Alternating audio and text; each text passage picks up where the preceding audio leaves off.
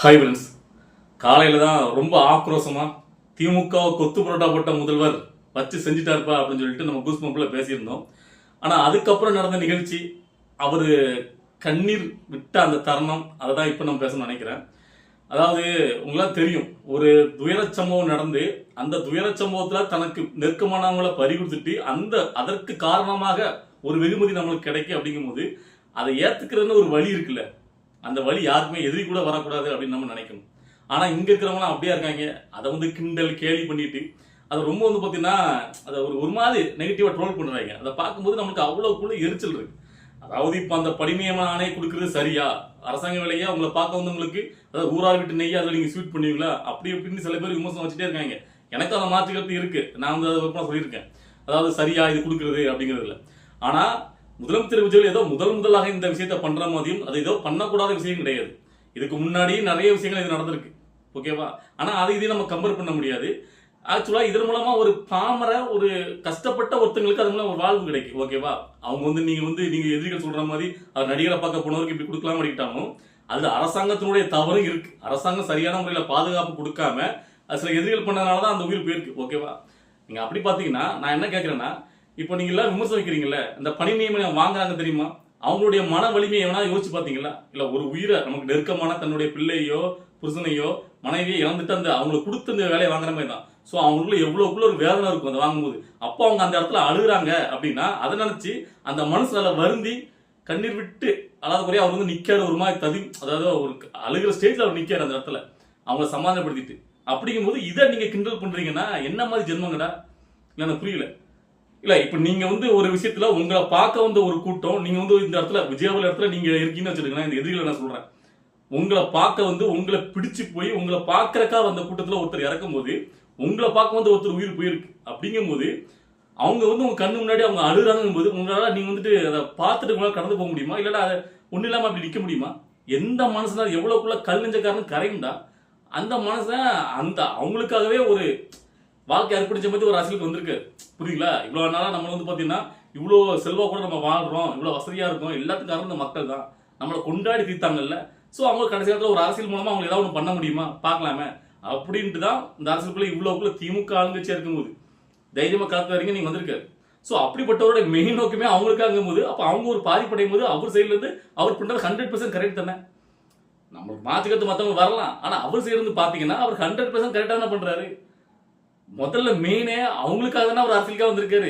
இதை பண்ணலாம் அப்புறம் அவரு என்ன மனுஷன் இன்னைக்கு நக்கல் பண்றான் அவ்வளவு வேணும். அது பாத்தீங்கன்னா அவர் அழுகிறது பொய்யான நடிப்பு. ஏன் கரூர் சம்பவம் நடந்ததுக்கு அப்புறம் இவ்வளவு நாள் அவர் என்ன பண்ணிட்டு இருந்தாரு? ஏன் கல்யாண வீட்டுக்கு போனாரு, அவருடைய அந்த ஆண்டியெல்லாம் ஒன்று நடந்துச்சுல்ல ஜனநாயக நாடியில் வச்சு அதெல்லாம் டான்ஸ் ஆடினாரு. யார் சொல்றா? இதை திமுக முன்னாள் அமைச்சர் சிவசங்கர் அந்த ஆள் இப்ப பேசிட்டு இருக்கு. கரூர் விட்டு ஓடி போனவர் தானே, கரூர் நினைவு சின்னமா அவருடைய முதுகை தான் வைக்கணும். ஓடி போகும்போது அவர் முதுகை கட்டிட்டு ஓடி போனார். ஒட்டுமொத்தமா இதுக்கெல்லாம் நம்ம பதிவு சொல்லணும்னா நிறைய பேசலாம்.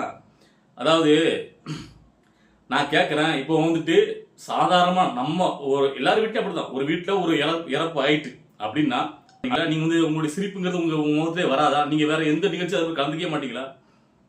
நான் கேட்கிறேன்.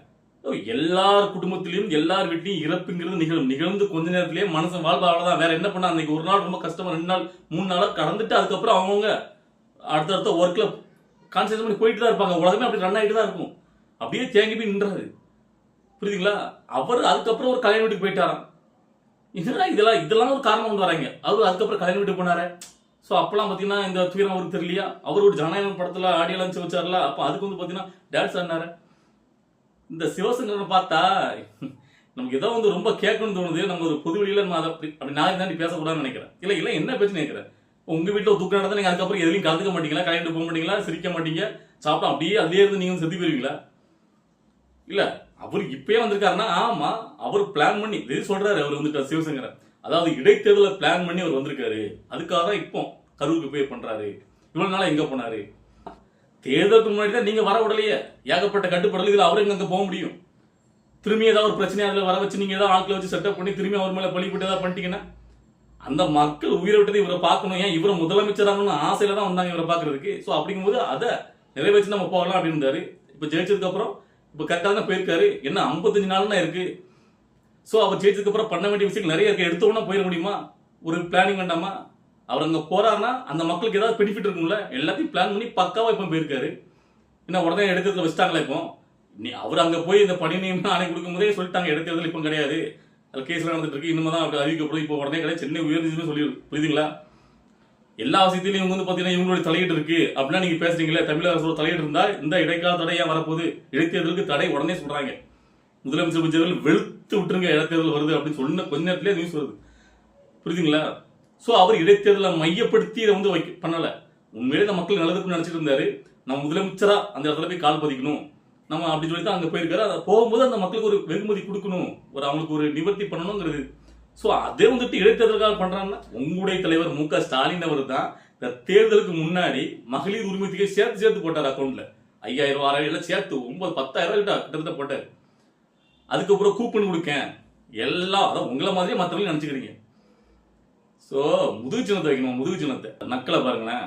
முதுகு சின்னத்தை வைக்க வேண்டாம், ஒரு நடிப்பு அரக்கர் ஓடோடி போய் அங்க ஒரு நடிப்பு நடிச்சார்ல, கண்டிஷனா ஃபாலோ பண்ணுங்கடா, கண்டிஷனா பண்ண எவ்வளோ சொன்னாங்க அப்படின்னு அழுதார்ல, அவருடைய ஆக்ஷன் செந்தில் பாலாஜி அவர் தாங்குற மாதிரி அவர் கண்ணீரை துடைக்கிற மாதிரி அந்த 2 பேர் கோசை தான் நினைச்சு வைக்கணும். என்ன சொல்ல, சரி ஓகே இப்போ இந்த ஆள் போட்டும். இன்னொருத்தர் இருக்காரு, குறிப்பா நம்ம அவர்த்த இன்னைக்கு நல்ல ஒரு பதவி கொடுக்குன்னு நினைச்சிட்டு இருந்தேன். யாருன்னு கேட்டீங்கன்னா ஒரு 10 நாளா ஓடி மறைஞ்சி தலைமறைவா உட்காந்துக்கிட்டு இன்னைக்கு பொந்துக்குள்ள இருந்து எட்டி பார்த்த மாதிரி இன்னைக்கு ஒரு ட்விட்டை போட்டிருக்காரு. யாருன்னு கேட்டீங்கன்னா செந்தில் பாலாஜி. ரோசம் வந்துட்டான், ஏன்னா முதலமைச்சர் விஜயவர்கள் இன்னைக்கு கரூர்ல அவரை வச்சு பொழந்துட்டார்ல. அதாவது ஓடி மறைஞ்சு ஓடுறாங்க, ஓடு ஓடு ஓடு ஓடுன்னு வர்றாம்பாரு வேட்டைக்காரன்னு பயந்து நடிக்கிட்டு இருக்காங்க அப்படின்னு சொன்னார்ல. அதுக்கு ரோசம் பொத்திட்டு வந்து யார் ஓடி மறைஞ்சிருந்தா, கரூர்ல பாதிப்படைஞ்ச மக்களுக்காக உடனே துடிச்சு போனது களத்துல பின்னது நாங்க தான். மக்களுக்கு தெரியும் யாரு வந்து பாத்தீங்கன்னா புறமுதுகிட்டு ஓடி தனியுமானம் முடிச்சு ஓடனா யாரு மக்களுக்காக களத்துல நின்னாலும் மக்களுக்கு தெரியும் அப்படின்னு சொல்லிட்டு ஒரு நக்கலா முதலமைச்சர் விஜயவர்களுக்கு பதிலடியா ஒரு ட்விட்டை கொடுத்துருக்காரு. நான் கேட்கறேன், எனக்கு டவுட்டே அதுலதான். அதான் அது எப்படியா, அதான் அந்த ஊருக்காரரா சார்ந்தவராகவே இருந்தாலும் அந்த சம்பவம் நடந்து அது என்ன ஒரு 10 நிமிஷத்துக்கு ஸ்பாட்டுக்கு கவர்மெண்ட் உடனே போய் நிற்கிங்க அப்படியே வந்து பார்த்தீங்கன்னா அது எப்படி? சரி அதுதான் போகட்டும். சரி இப்போ நீங்கள் இந்த ட்விட்டர் போடுறீங்கல்ல, இதை வந்து தைரியம் இப்போ வந்து ஒரு ப்ரெஸ் மீட் வச்சு ஓப்பனாக பேச வேண்டியதானே, முதலமைச்சர் ஒரு பதிலடி கொடுக்க வேண்டியதானே, எதுக்கு தலைமறைவாக ஓடி ஒளிஞ்சு உட்காந்துருக்கீங்க? ஏன்னா பயம், ஏன்னா எப்பவுமே குத்தப்புள்ள நெஞ்சு தான் குரு இருக்கும். முதலமைச்சர் விஜய் சொன்னார்ல, உங்க மேல நீங்க வந்துட்டு எதுலையுமே நீங்க கலங்கம் இல்லாத நேர்மையான ஆள் அப்படின்னா தைரியமா வந்துட்டு உங்க மேல என்ன வழக்கப்பட தைரியமா சந்திக்க வேண்டியதுதானே. ஏன் இப்படி நாடு விட்டு நாடு கண்ட விட்டு கண்டம் ஓடி மறைஞ்சிருக்கணும்? வேற தெரியாம இருக்கிறேன். ஓடி ஒளிஞ்சிருந்தா அப்புறம் சொல்லதான் செய்வாரு. இல்ல நீங்க ஒட்டுமொத்தமா எல்லாரும் ஸ்கெட்ச் போட்டு பிளான் பண்ணி அவரை முடிச்சு விட்டுருங்க அவ்வளவுக்குள்ள பிளான் பண்ணது. அது வந்து அது முதலமைச்சர் விஜயவர்களுக்கே அது வந்து பாசிட்டிவா அமைஞ்சிட்டோன்னு அவங்களால அதை ஏத்துக்க முடியல. இதுல ஒளிஞ்சிருந்துக்கிட்டு ட்விட்டு போறாரு, ட்விட்டு என்னத்தை சொல்ல. ஸோ இது இன்னொரு விஷயம் என்ன கேட்டீங்கன்னா, இவங்களாவது டைரக்டா முதலமைச்சர் விஜயவர்களால பாதிப்படைகிறாங்க. ஏன்னா அவர் வந்து ஆட்சிக்கு வந்ததுனால இவங்களுடைய அரசியல் வாழ்க்கையை முடிஞ்சு போயிட்டு அஸ்தமனம் ஆயிட்டு எதுவுமே பண்ண முடியல, இன்னைக்கு தோத்துட்டாங்க. ஸோ அவங்களோட வழி வேதனை இருக்கு. அதனால பார்த்தீங்கன்னா உடனே கதறிட்டு பதிலடி தாக்கல் பண்றவங்க பேர்ல ஏதோ ஒன்று பண்றாங்கன்னு வச்சுருக்கீங்களா. அதனால நம்ம அதுக்கு ரிப்ளை கொடுக்கும். இதுல சம்மந்தமே இல்லாம இந்த நாம் தமிழ் கட்சிங்கிறதே வந்தீங்க நீங்க. பிஜேபி சேர்ந்த நயினா நாகேந்திரன், இந்த நாம் தமிழ் கட்சி குரூப் இவங்களாம் வந்து பாத்தீங்கன்னா கதர் இன்னைக்கு முதலமைச்சர் கரூர்ல இந்த விஷயம் பண்ணதுக்கு உடனே ஒப்பாரியா வச்சுட்டு இருக்காங்க. இவங்களாம் அவர் கண்டுக்கிறதே கிடையாது. மச்சும் பலர்ல லிஸ்ட் தான் அவர் வச்சிருக்காரு. இருந்தாலும் இவங்க வந்து பாத்தீங்கன்னா ஒரே ஒப்பாரி. இப்ப என்ன தெரியுமா நடந்துட்டு இருக்கு? திமுக இதுக்கு முன்னாடி பண்ணாங்கல்ல அந்த ஆட்சி வந்து சிறப்பான ஆட்சியா, திராவிட கட்சிகள் இவன் அப்படிதான் சொல்ல போறாங்க. ஏன்னா சீமான் தான் வந்து பாத்தீங்கன்னா பயங்கரமா முட்டு கொடுத்து பாசமலையை புரிஞ்சுக்கிட்டு கெட்டி பிடிக்காத குறையா தான் நினைச்சிட்டு இருக்காரு. ஸோ இப்போது பார்த்தீங்கன்னா முதலமைச்சர் விஜயவர்கள் பண்ண நல்ல விஷயம் எதையும் ஒன்றை கூட பாட்டிட மாட்டாங்க.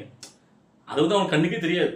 ஆனால் எதார்த்தாலும் நொட்டன்னு இவங்க அப்புறம் பிஜேபி செம்படிக்கூடிய இன்னொருத்தர் இருக்காருல்ல இந்த லார்டு லபக்தஸ், அவன் மொத்தாலாம் வந்துக்கிட்டு விட்டு என்ன ஜென்மங்கனே புரியல. அது எப்படி? அப்போ இதுக்கு முன்னாடி இருந்த ஆட்சி சிறந்த ஆட்சின்னா இப்போ அவர் பண்ணுற விஷயங்கள் எதுவுமே நல்ல விஷயம் எதுவுமே பண்ணலை. ஒரு விஷயங்களும் உங்களுக்கு நல்லா தெரியல.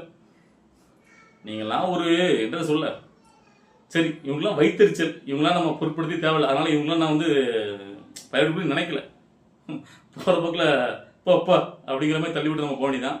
எனக்கு என்னன்னு கேட்டிங்கன்னா, ஒரு மனுஷன் ஒரு ஒரு அவங்க அந்த வலி வேதனையை அவங்க கூட பகிர்ந்துக்கும் போது அதை நக்கல் நையாண்டி அடிச்சு இவங்க அதை ட்ரோல் பண்ணுறாங்கன்னா எப்படிப்பட்ட ஜென்மங்களாக இருப்பாங்க அப்படிங்கிறதான் உங்கள்கிட்ட தெரிவிக்கணும்னு நினச்சேன். ஸோ அதுதான் இந்த வீடியோ காணொலி.